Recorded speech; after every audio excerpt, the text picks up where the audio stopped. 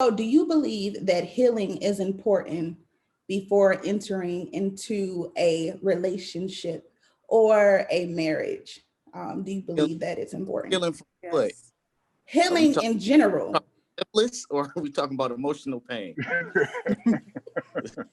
It's a difference. Listen, I'm talking about everything, anything that will, hinder this relationship from being successful and us being on one accord, and your insecurities coming out when I'm saying something, it triggers that child in you or whatever that the trauma that you may have went through. I'm talking about that type of healing. Healing consists of so much, so it's heavy. And it's never ending. That's what I was about to say. That right there. Yeah. Like I think if you wait till you are completely healed of everything, then you will be single for the rest of your life. Oh, for sure. I agree. I agree. I think the important one of the most important parts, and I think Telly would be able to agree with me on this, from a counseling perspective, is to be aware. Mm-hmm. And if you are aware, then you can better manage the healing process and then make the person that you are with aware that you are healing in this area. And if you have a good mate, they possibly can help you heal. Yeah. And so I think awareness is more important than healing. Because awareness will say this. I am the second youngest in my family. And on my mother's side, my grandfather and my grandmother used to talk real rowdy to each other. Mm-hmm. But I knew they loved each other. But they just talked loud, like their voices were always loud and they would argue. But at the end of the day, I knew that they loved each other because no matter how much they argued, my grandma got everything she wanted. And my granddaddy had breakfast at 6 a.m. His lunch was ready at 11 and dinner was ready at 4:30 and other things. So I knew, you know what I'm saying? Yeah. So I grew up and my grandparents lived down the street from me when I was younger. So I spent a lot of time at their house. And then I naturally have a smart mouth. And so sometimes the way I say things or the tone that I have, I don't think about it. I just talk. Like I talk to everybody like I've known them for forever. That's just how I talk. Yeah. And so I recently was having a discussion with somebody and they was like, do you talk to everybody like this? And I'm like, yeah, what's wrong with the way I talk? Mm-hmm. But they don't know me. They don't know my background. Yeah. And they don't know that everybody in my family talks smart to each other and that's how we show each other love. So when we're not aware of those things, like you said, it can hit a nerve or it can strike a nerve with people. And so when you have those discussions, like, okay, listen, I want you to be aware as my potential mate or as my mate, I want you to be aware that I am unaware. Well, I am aware that I'm unaware that sometimes I talk in a certain tone. Yeah. So if I talk in that tone to you and it offends you, just give me a check like Chioki, like watch your tone, or you said that kind of rude. You could have said it a different way. And then it treated me like, oh snap, you right. My bad. Let me talk to you like you want to be talked to. Yeah. Yeah. You know, I agree. So I think the awareness is more important than the healing. Now it depends on, to me, it also depends on what type of healing that you need. So if your wound is somebody did something to you and you feel like you can't trust nobody, then maybe now ain't the time. Maybe you need to let that heal some before you get into a relationship and just continue with this I don't trust anybody thing, because that's going to doom the relationship before it starts. So for certain things that are essential to relationships, I think, yes, you need to be in the healing process and make other people aware so that they can be aware that you are healing in that area, so they can be kind of gentle in those areas and not just be rubbing up against your wounds or pouring salt on them. Yeah. And in addition to that awareness, which that's spot on. Yeah. That awareness is definitely key, because you will die lonely if you're waiting to be completely healed. But in addition to that awareness, which you said it without actually saying it, is having those actionable steps. So, because there are also people who are aware that they're hurting in certain places, and they'll talk about it because they're like, oh, I got this awareness, I have this enlightenment, but there's no action behind. There's no actionable steps that are actually moving you towards actually getting that healing that you need. So I think that that's also very important, in addition to knowing where the hurt is, but actually doing something to heal the hurt, being intentional. Right. Definitely. That was Definitely. perfect. Yeah. No, I agree. I also feel like healing is an action word, right? So it's something that's continuous, right? So I didn't say, as you notice, I didn't state the question, is it important to just like be healed completely? You know what I'm saying? In a relationship, before entering into a relationship. I do believe that absolutely not. Like, you will never be completely healed. There will be, you know, some wounds that just turn into scars, you know, and if somebody keep picking at it a little bit, then that's just going to trigger something. And so you may not ever be fully healed. However, what I will say is, I do think just in the Black culture, I think that we, you know, we don't go to therapy. We don't get the help that's needed. So that's why I pose that question, because I do think it's important to seek therapy for things that, like the trauma, the past trauma that you experienced, because you are essentially, what you're doing is like, yes, you can be aware, but you're bringing that trauma into the relationship. You know what I'm saying? Like, even in your reaction, like, your significant other may say something to you and it may hit a spot and they like, what the heck? Like, girl, all I did was say, like, you know, I think that's too tight or whatever. But it may be something where you're like, you know, my daddy used to say that back in the day, and, you know, when I was younger, and he used to call me out of my name or whatever when I had on tight clothes. And that's just an example. You know, it may be petty, but I'm just using it as an example.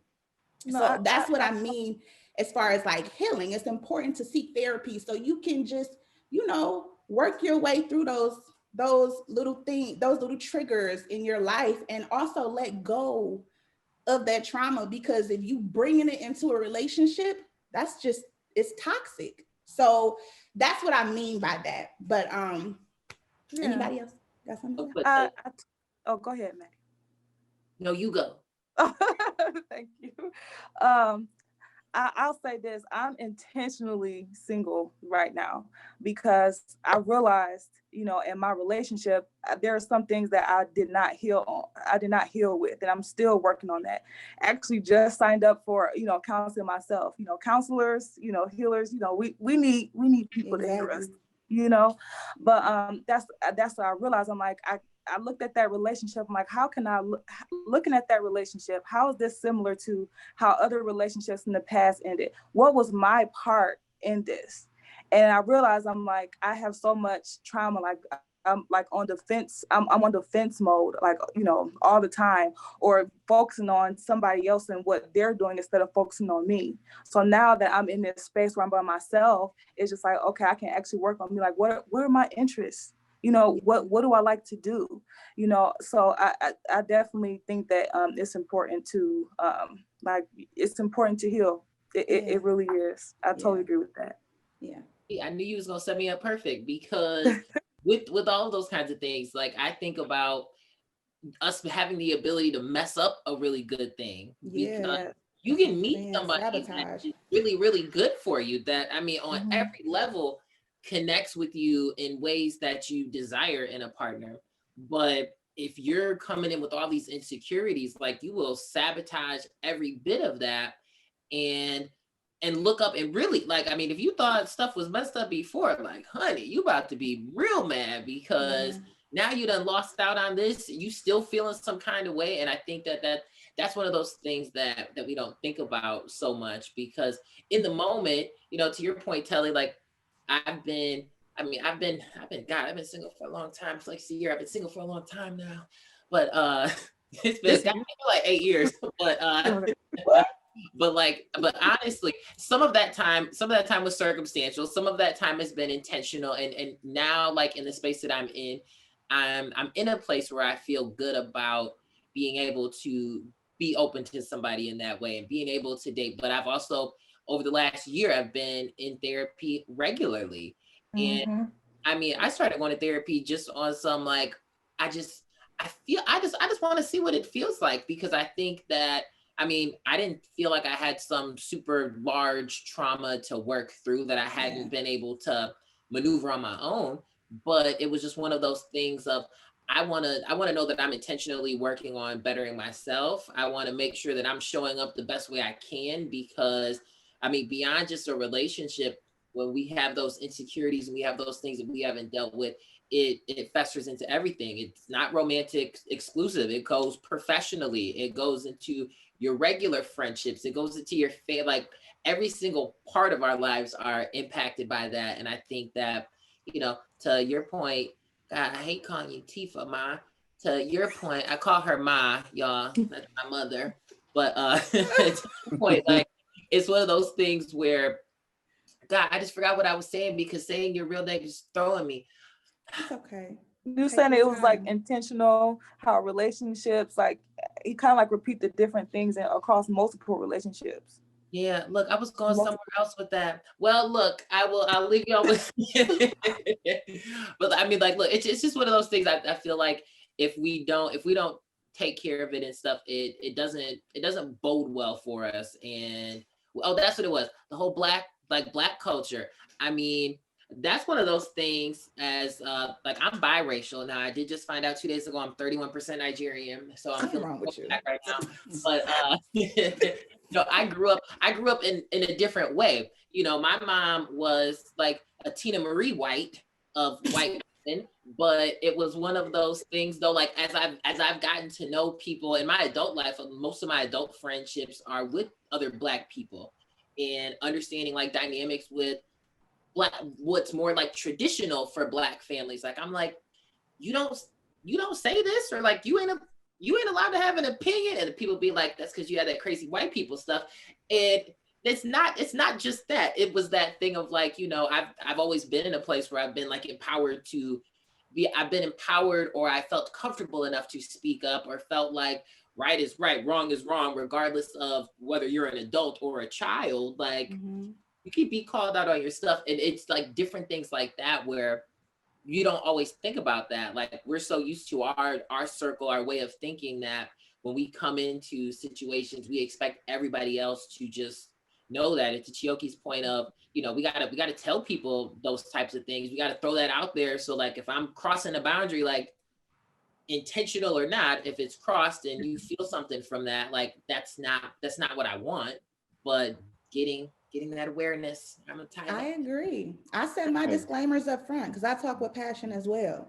People often take that as, you know, the angry Black woman, and that's not what it is. It's just that my voice is a little loud. I grew up in a house, you know, it was a lot of women. We talk over one another, you know, you try to get your point across. And so, yeah, I feel like definitely being aware, setting those disclaimers up front, like, girl, just to let you know, I'm not yelling at you. This is passion.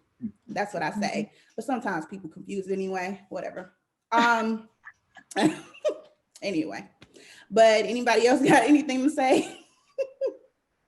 I just think one of the things that's coming up in all of the topics is being intentional.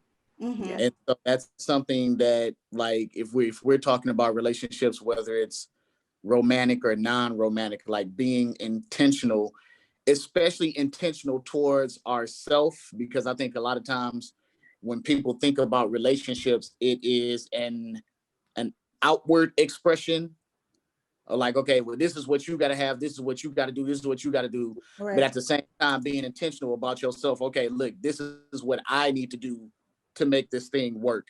And whether that's self-work or, you know, working with the other person to do whatever, like in intentionality, is that a word? It's a word right now. It's a word. It's a word. Keep speaking. At double check.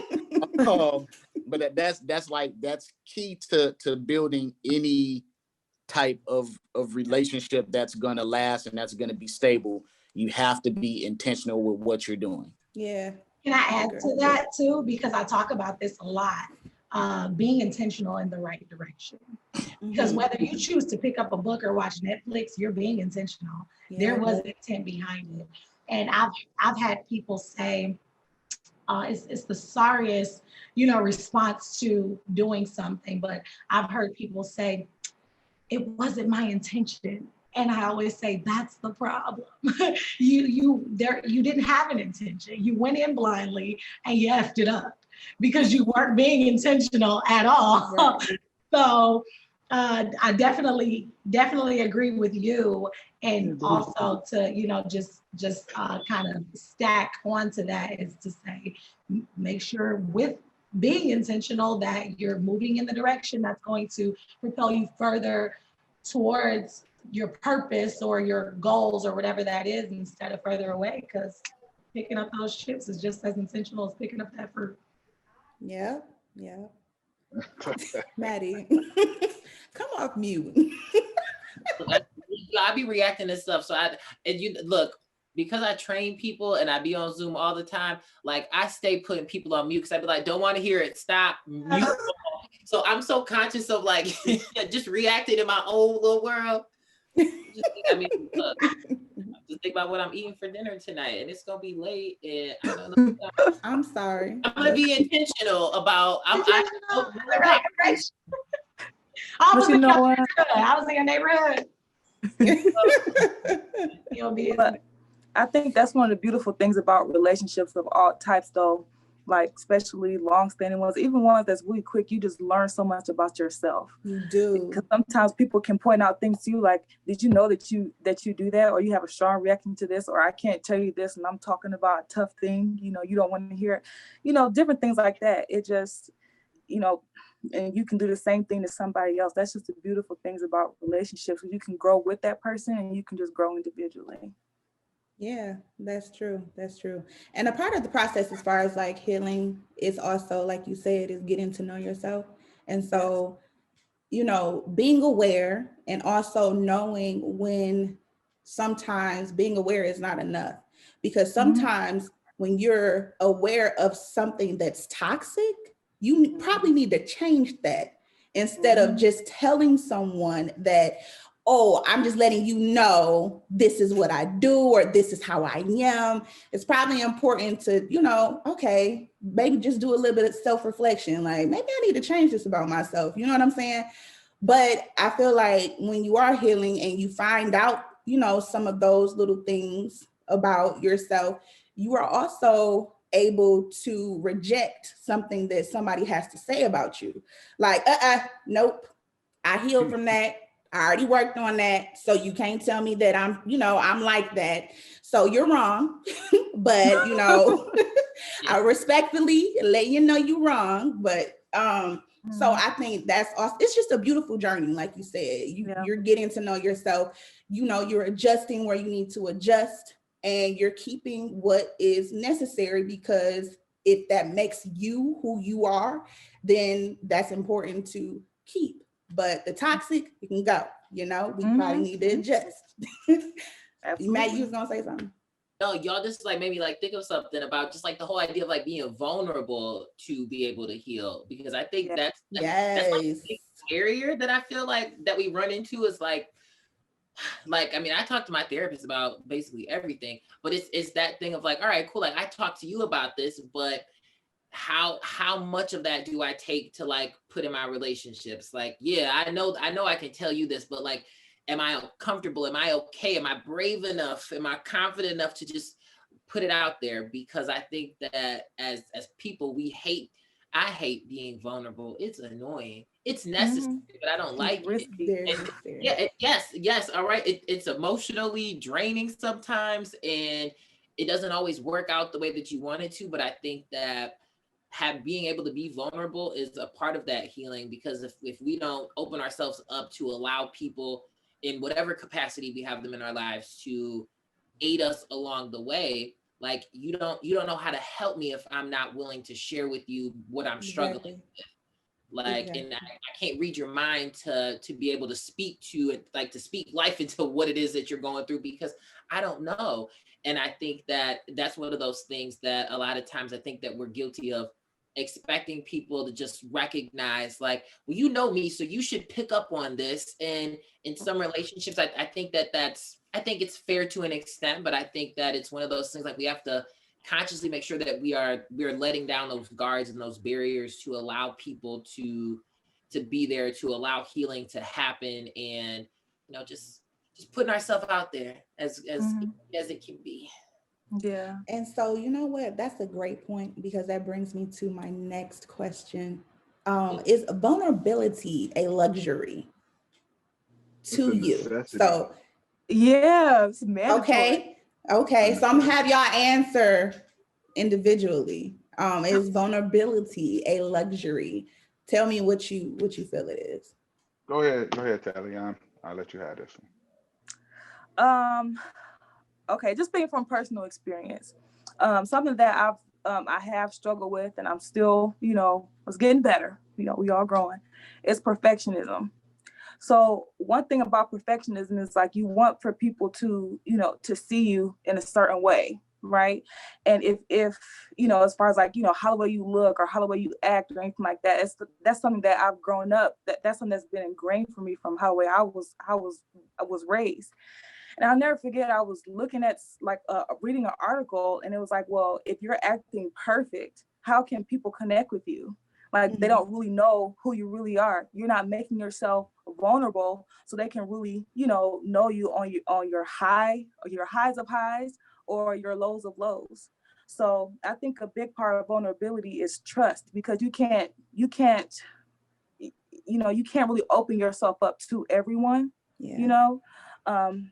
but it's like, do I trust this person? If I tell them, if I bare my soul with them, that I know that they're not going to, use it to manipulate me later, or, tell the whole world, So I think the core component of vulnerability is trusting that person. But even any relationship it's just a risk. But if you really value that relationship, whether it's, romance, friendship, associateship, even coworkers, if you really value that relationship, you take that risk to be vulnerable because you trust them. Yeah, I agree. I don't think we take that risk because we trust them. I think we take that risk because the reward is driving us. I don't think we do anything for the sake of other people. We have that selfish thing about us where it's all really about us. And even like choosing to trust people or not to trust people, it's never about them. If we have this thing within us where we don't want to trust people, I personally believe that is because we don't trust that we're able to handle what will come from our trusting them. Like I trust myself enough to know that even if what I give you, what I trusted you with, you weren't necessarily equipped to handle, then I can handle that because I've given, within my boundaries. But I believe it's all about us, and that's just my outlook on life, though. We're all kind of selfishly motivated in pretty much everything that we do. Okay. Anyone would disagree? No, listen, I want everybody's perspective. Like, oh, I'm like, everybody take matters. Everybody's perspective matters. Hey, it's called self-preservation. Everybody will, at some point in time, will try to preserve themselves and what's around them. So, but I think vulnerability is definitely a necessity. Because hurt people, and back to the previous thing, like if you don't even know you hurt, how would you even know where this you hurting people is coming from? So, but vulnerability is definitely something that has to be taken into account, because that's just someone's pride to say that I'm too strong to be hurt, I'm too strong to be this, and that's really the start of destruction in a sense, because if you can't be humble enough or vulnerable enough to even open your mouth to say that this is something that hurts me, or this is something that I may suffer from, then that's the start of the downfall, because nothing will ever get better from you not being able to open your mouth and even be honest. Right. So I think vulnerability is definitely a necessity in life. Also being vulnerable about the positive things. Sometimes we even hold ourselves back from that. Like, I'm having a good time. I'm enjoying this. I like this. Yeah, like, true. that's trauma. Yes, Yeah, trauma, that's trauma. what's important to Those heal. false narratives that we've internalized, like, nah, this is it. That's not really gonna work out for me. So let me not even express that things are working out for me. People are afraid to say that, I'm walking in my abundance. Today's gonna be the best day of my life. Like, they're afraid to say that because they're like, if I say it, I'm gonna jinx myself and all that. Right. Something bad gonna happen. I'm gonna get that phone call or whatever it may be. But you have to be that's that vulnerability that where you have to be able to be happy in the good or the bad. Because when it's bad, that's still a part of that vulnerability of being able to say that this is bad. Like the same reason why you gonna go on social media and say why you having the best time of your life, but you won't say you having the worst day of your life either. Yeah. Or people look at you, because you say you hurting from something, and people may look at you. You feel that people may be looking at you crazy or sideways, like so. But that comes that vulnerability, and I feel like social media nowadays has crippled people in their vulnerability because everybody's afraid to say it because of what other people may think. Or they record them crying, which I can't. I'm judging that. I'm sorry. Look, I didn't hear you, Maddie. Oh, you ain't hear me? You said social media. I said people be on social media crying now. I don't want all that. Like you be like, am I live? Okay. But I think like you bring up. Oh, go ahead. I'm sorry. No, go ahead. You were speaking. Like that whole idea of like the happiness and the negative things or the things that aren't so positive, because I mean, just putting it out there. Like I remember my mom passed away almost 4 years ago now, and I remember like one of the first times that I had like openly like was having a bad day, and I just like I can't remember what status I made. It was just like something like I think it was like Mother's Day or something like that, and I was like like I'm a little in my feelings today. And I would normally wouldn't post this or share this, but I feel like somebody else is, I'm sure I'm not the only one feeling this way. And so like for me, and it is some of that selfish piece to what Lene just saying, like, because for me, it was also about like, all right, like if I share this, if I'm open with this, like that might empower somebody else to feel open. So like, it might be about me, and it being about me, it has the effect and the ability to allow somebody else to like be about them or to be present in what they feel. And so like, I think about things like that, where sometimes like when our vulnerability opens up the floor, but it's like somebody has to do opening remarks. If we both just here like, so are you gonna tell me what's wrong? Yeah. Look, here's what the problem is. Like, let's put it out, because that's just one of those things that I just feel like, I say we because I'm part of this too. Like we all struggle with that, being able to just say what's on our mind, say what we mean what we say when we say it. Also a song on my album, Single AF, Say What You Mean, Shameless Plug. You like shameless plug. Shameless plug. So easy. But yeah, like, I ain't mad at that.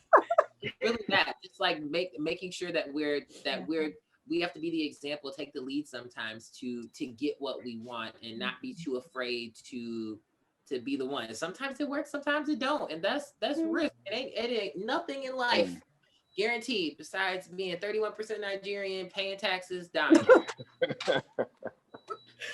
Bro, you keep bringing up this Nigerian stuff. I'm not about to play with you. As black as I always felt like I was. So silly. I'm not about to play with you, Maddie. Look, I'm convinced that this 31% came from my mother's white. I believe that my mom has some Nigerian blood in her. Right. Okay. So, but Maddie, hearing what you're saying, it made me think like vulnerability can lead to it's a testimony. Mm-hmm. So I agree. I can think of personal experiences where there was you can feel people energy, like they were just real like closed off, so I'm like, you know what, let me disclose or be vulnerable. Let me disclose something about myself so they feel comfortable enough to share, share more about themselves. Just let them know like, hey, I'm not perfect, still on this journey with that, but hey, I'm not perfect. It's okay for you to, talk about how the way you feel. Yeah. No, I agree. I agree 100%.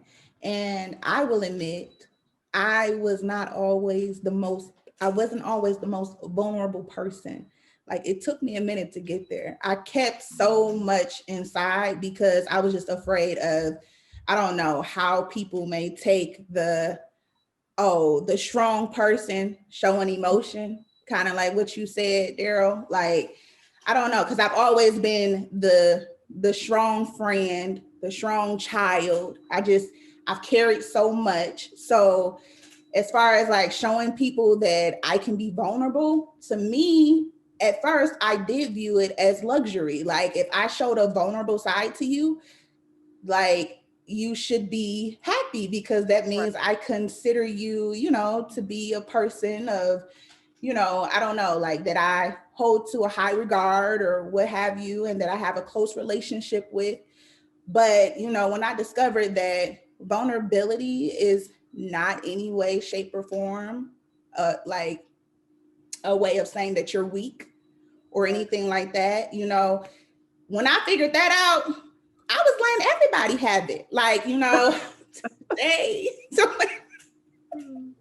But seriously though, so I mean, that's why I asked that question, because I have not always been vulnerable. That's something I had to, grow into. And it was a part of, it's still a part of my healing journey, So when I let you in, it's a good thing now. It's a good thing for me. So anybody else have anything to say as far as that question? No? All right. So let me ask this question. Our roles, as far as like being in a relationship, are they still existent in 2020?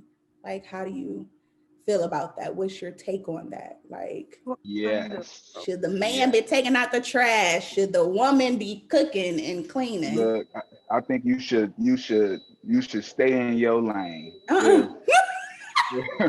If your role as the man is to take out the trash, or your role as the man, or whatever it may be, I think you should stay in your lane. You should do what you do best to help accomplish the common goal of a household. So, for an example, in my household, I have the ability, and I work a lot. Like I can't even count how many jobs, right? Right. So, yes, working man.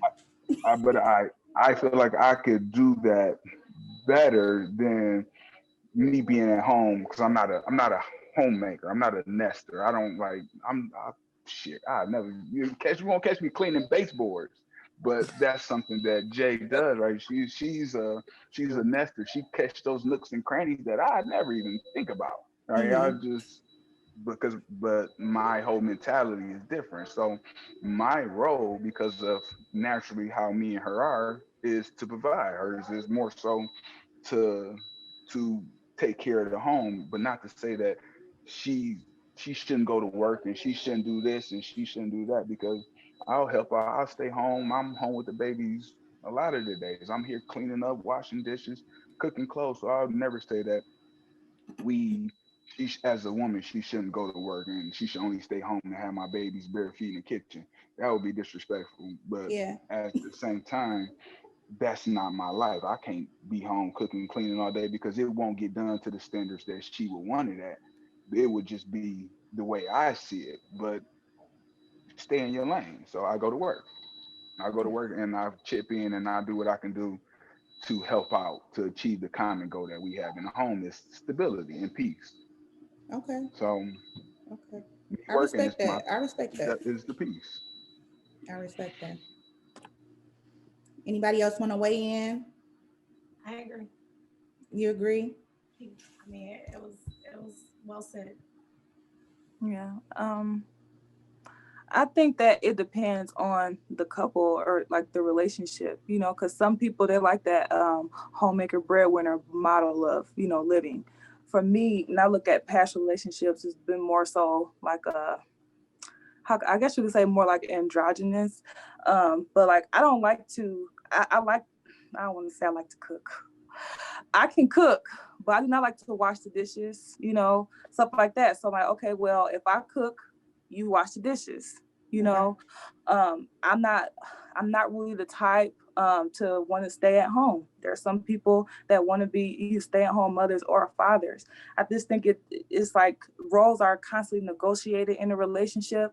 You know, let's say, you know, you had a couple where the husband was making more money, and now, okay, the one, like the wife, now she wants to like have another job, and now the husband has to stay at home and watch the kids. I think that roles are constantly negotiated. I think the biggest thing is just being able to communicate and really adhere to each person's need.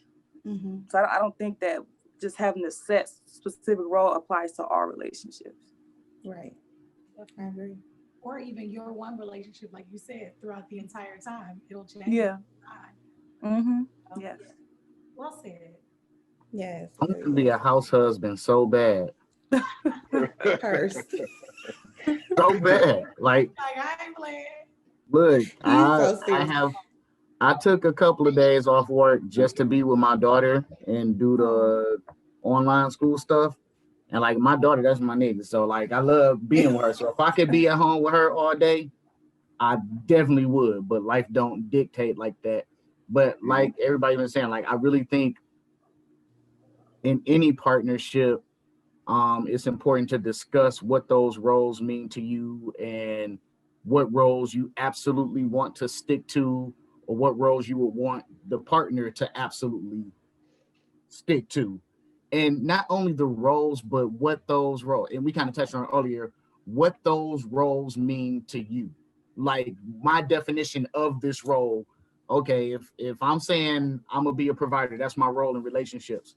What am I providing? Am I only talking about monetary stuff, or am I talking about providing social, emotional support too? Am I talking provider like I pay the mortgage and you pay all the utilities? Like that type of stuff, like definitely needs to be laid out, and figuring out like Daryl said, who does what best. Like in all the relationships I've been in, except for one, like I've been one to cook because I'm just like the men in my family cook. So that's been my role in all of those relationships. And then I only had one serious relationship when I was married. And so like with money, I make good money, but at the same time that I make good money, I spend money on good stuff, like whatever I want. So like my wife at the time, she was better with saving. She was better with like organizing stuff. So like, all right, look, I can make it. You can have it. The bill paying stuff, if I give it to you, I know it'll never be late. So like you do your thing. Right. That's all you. So I'm in the same boat. Yeah. And so what I think happens sometimes is that depending on what background you have or how you were raised, sometimes you can follow those roles just because that's what you were brought up on, and kind of ignore the fact that those roles don't work for you like that. Right. You know what I'm saying? Yeah. So like if I was to follow everything I learned, like my grandparents were very Southern, super Southern, but they moved to the city. So if I was down in my grandma's house and I'm expecting, like I'm telling girl, like, yeah, you know, I'm gonna be the man of the house. I'm gonna bring home the bacon. I just need you to cook it up. And she's like, okay, I can cook. That's fine. But to me, in my mind, a housewife got breakfast ready at 6. The first time I ate dinner at my grandma's house and I realized it was ready at 4 o'clock, it blew my mind. Because in my house, we ain't eat dinner till 9. And it's my mama daughter. Right. You know what I'm saying? So like it tripped me out. So if I'm saying, well, yeah, honey, I expect you to, you know, cook. And she like, okay, well, I'm gonna cook dinner around 8. And I'm like, oh no, the role of a housewife, you got dinner ready at 4 o'clock. The cornbread should be coming out in a cast iron skillet. Like, is she doing Jiffy in a Pyrex dish? Like those type of things, you know what I'm saying? So okay, LaDasia. But not for I just think the roles have to be discussed in detail if that's gonna be somebody that you are going to spend any amount of time with. And again, that go for marital and non-marital relationship. Like when I've only been a pastor a year, and one of the things that I had to discuss, because I took over my father's church, and one of the things I had to kind of discuss with people was like, my idea of the role of a pastor is kind of different from my dad's idea of a role of a pastor. Like biblically, like we share the same thing. Like I know what I'm on biblically, but in addition to that, my father's personality, like my house was always jumping because everybody from the church will be over there. Holidays, you don't know who's gonna be over there. It could be half the choir, the deacon board, and don't nobody even know where I live at.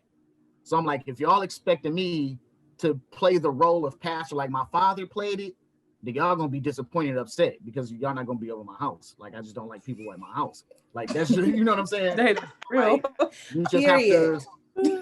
I mean, that's just me. Like I've always like stuck to myself. And then at the same time, when you're entering these relationships, you have to understand that type of stuff. Because one of the things I had to like, okay, look, y'all not gonna be over my house, but I am gonna stay after church and shake y'all hands, say what's up, kiss your kids, ask you how your cousin doing. Kiss the kids. Like people want to kiss their kids, like, oh yeah, hey, little here. But like no, but that's one of the things. Like that's one of the things I had to work on in that role, because at that point, like up until that point, my life was so busy. Like I was working midnights, so I get off of work at 7 o'clock in the morning and be at church at 8. And so by the time like 1 o'clock roll around, like I'm ready to go home. So I turn off the keyboard and I'm out the door. But I realized when I took on the role as pastor, like people are looking to me for a different level of support, a different level of connection. So like I started doing stuff and people was looking at me crazy because I would stay after church and I intentionally walk up to people like, oh, hey, praise the Lord, Sister Johnson. I tell them like, look, I'm practicing. Like I'm practicing for what I take over because I know this is something that this role is going to require of me to give a little bit more of myself and give that personal connection and all those type of things. So like discussing that role and letting people know, okay, this is the role, this is how I see the role, and knowing how you see the role, trying to find a happy medium where we all can get out of this what it is that we need. Like that's important to me. Yeah. Okay. Hey, look, I definitely do because I feel like roles eliminate the confusion, right? Yeah. So I told y'all I'm a ICU nurse, so I done been in plenty code situations where somebody's crashing, and the roles and knowing your roles and being able to stay in your lane prevents the confusion that could possibly save somebody's life, which is equivalent in a relationship. Yeah. The eliminating the confusion to stay in your lane, know your role, could potentially save, make, or break a relationship. So, because if you're not the one to cook, don't be talking about you about to have dinner ready at 4 and knowing you can't cook and it's about to be trash and we still about to be out back. Not trash. you got to know your limitations, and I think that's a part of knowing your role, because once you establish those roles, you can say, no, I'm not comfortable. No, this is not what I do. This isn't what's going to help us to achieve the common goal. Yeah. So, like, it's role. I feel like roles are very. I can't cook for somebody. I'm sorry. Let me stop. Rephrase. I'm sorry. Wait a minute. Meaning, I'm sorry, guys. No, I can throw down. Okay, let's not. Okay, but no, meaning I don't have the time. I really don't. Like I sit in my office all day. Like that's the room that I'm in the most, working and more working. So I think establishing, I don't know, like the roles up front, that would be important for, at least for me, because I don't know if I'll be able to wake up and have breakfast ready at 6 a.m. for you. I'm sorry. I can't. I gotta work. So God bless. But I'll make you a Pop-Tart, whatever you want. Like, give you some muffins. Some relationships that count as cooking. That count as cooking. Hey, okay. That's true. That's very true. The other thing that Daryl kind of had pop into my mind, like with people knowing their lanes, and this is not in a I guess it could be in a relationship context, but sometimes people have had to play a certain role for so long that they don't know how to give that role up when they no longer have to have that role. That's so true. Oh, so like I have a female friend, and she's been a strong Black man for the majority of her life. Like she, like that's it. Like she act like a dude. Like it's, you know what I'm saying. And so when she would get in relationships, it would be difficult because her mindset was always, I don't need no man. And so it's like, well, if you don't need him, then why are you trying to be in a relationship with him?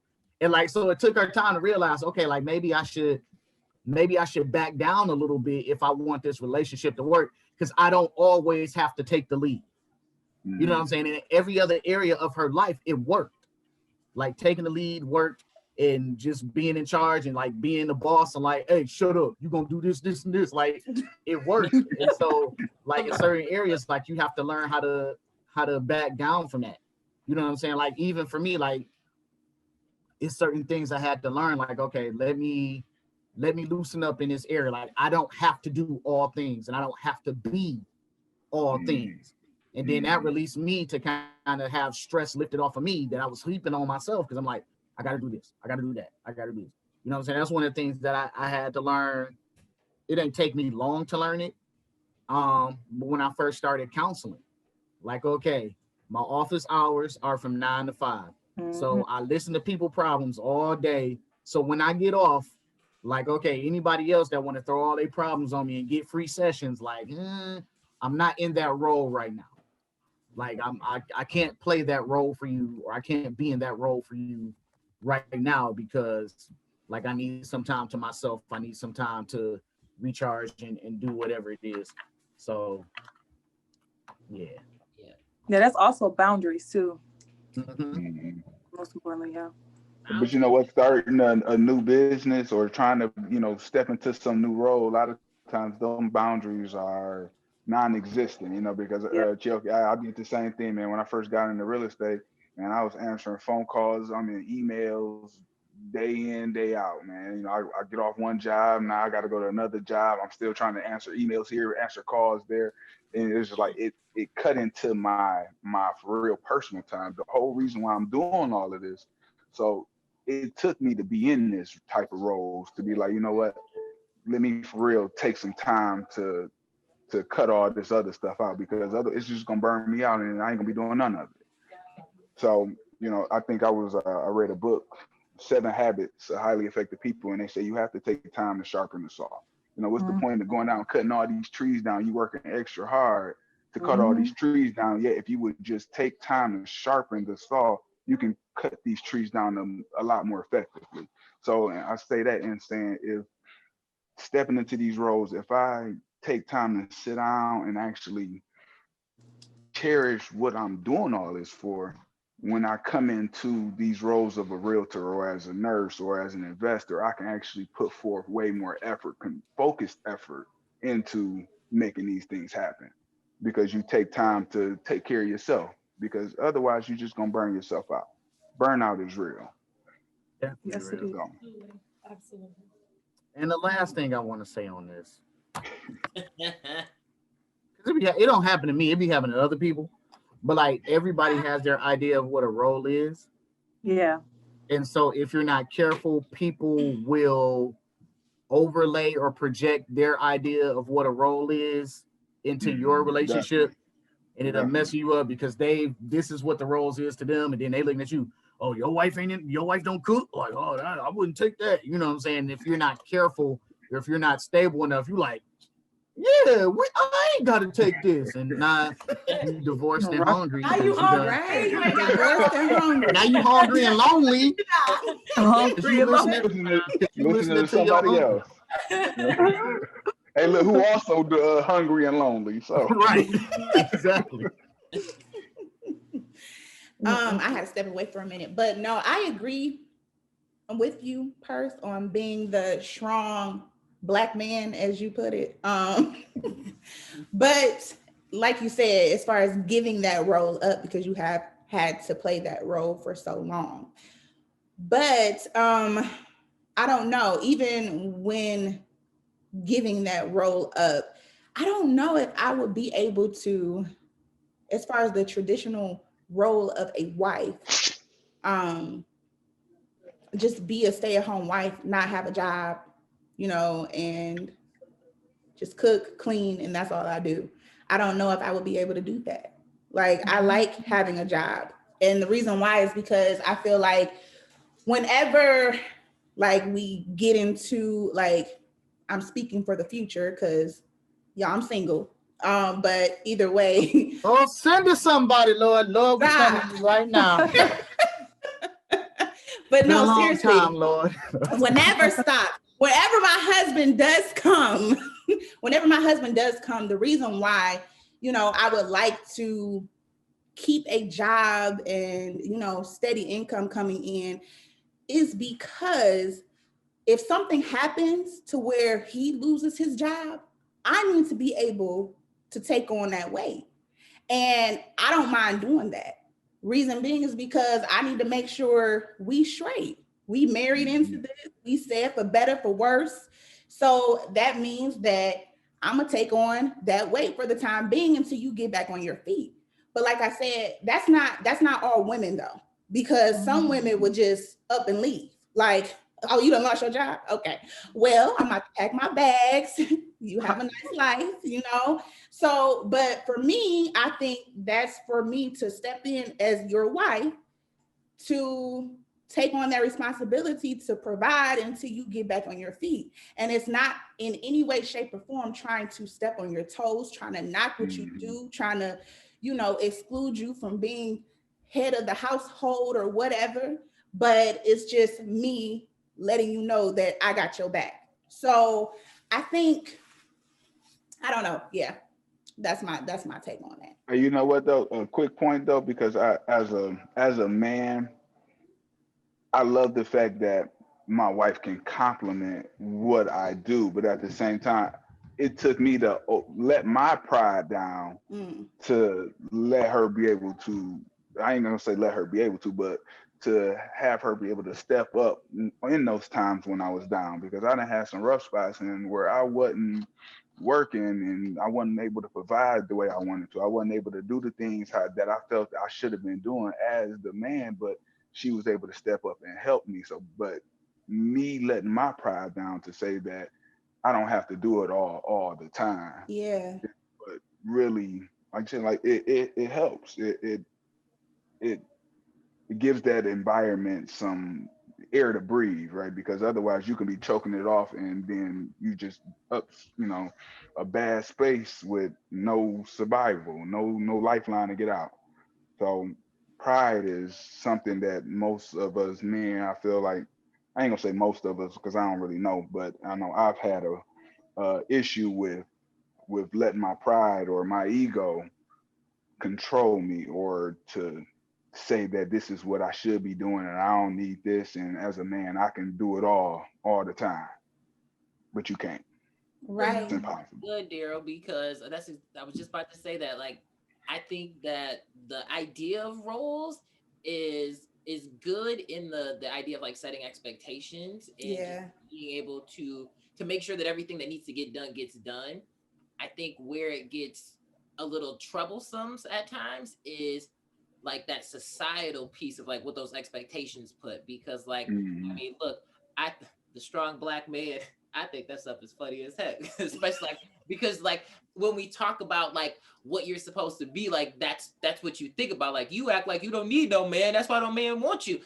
And but it's like that whole it's that whole feeling of like, you know, we put so much on there. So then like as a man, if you hit a hard time, not only do you feel just like the insecurity and the doubt and all of those things as a person, but now it's like exponential, because you're like, and I'm a man, I'm supposed to be able to do this, as opposed to like, I think that's one of those spots where, and I mean, look, this is a real easy thing because I don't date no women. So in dating a man, it's one of those things like, we got to figure out where this balance is. Like, and even in the gay world, John, look, you wouldn't even believe, you would believe it, because people be over here like, so who's the girl and who's the man?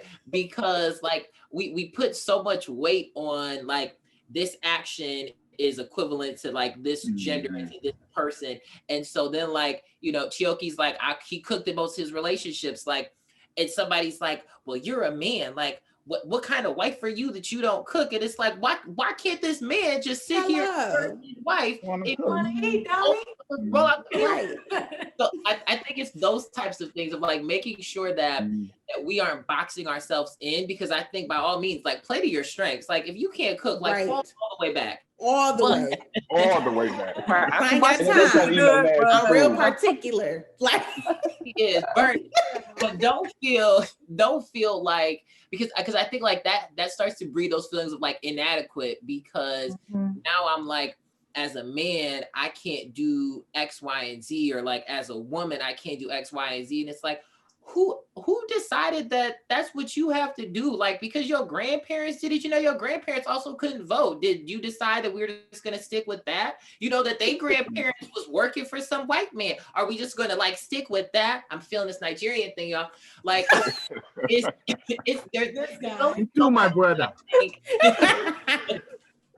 There's only so much that I think we can take from past things where we have to, and that's that piece of growing. Like, I mean, you look at relationships and you recognize like, all right, this is something good, something that works, something that I want to continue moving forward. Here's something that I think we could do without. So we're gonna push that one off. But you know, we can take this and learn from it. I think that having that kind of like dynamic in your relationship is important, because when you feel like you're equal, everything feels better.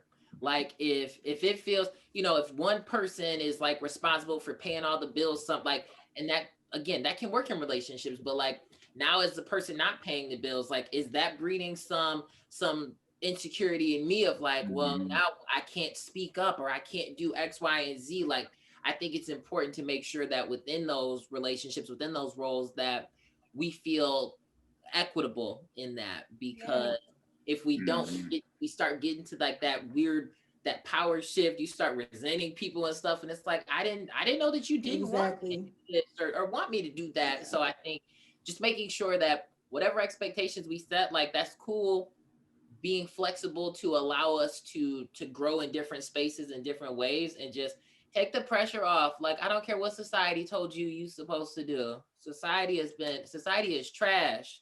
Society is wrong. Wrong most of the time. Yeah.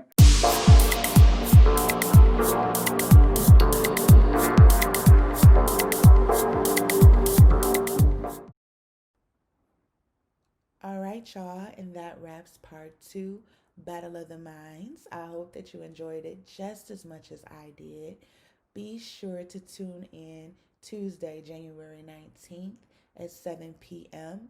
We are back here with the final and last episode of Battle of the Minds, part 3. Trust me, you do not want to miss it. So make sure that you are tuned in. All right. But in the meantime, what do? You know, what episodes do you watch? Of course, go watch any episodes that you've probably missed, or rewatch them, whatever works for you. But no, as always, thanks so much for rocking with me, y'all, and stay blessed, stay safe.